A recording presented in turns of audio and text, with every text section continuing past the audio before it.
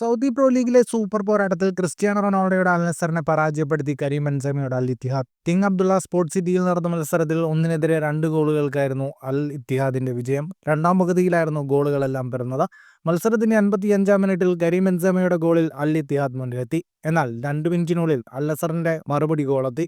Super താരം Cristiano റൊണാൾഡോയാണ് അൽ നസറിനായി സമനില goal കണ്ടെത്തിയത്. മത്സരം പുരോഗമിക്കവേ ഏവരും സമനില പ്രതീക്ഷിച്ചിരുന്നപ്പോൾ ഇഞ്ചുറി ടൈമിൽ ഡച്ച് താരം സ്റ്റീവൻ ബെർഗ്വൈന്റെ ഗോളിൽ അൽ ഇത്തിഹാദ് വിലപ്പെട്ട 3 പോയിന്റുമായി കളി പൂർത്തിയാക്കി.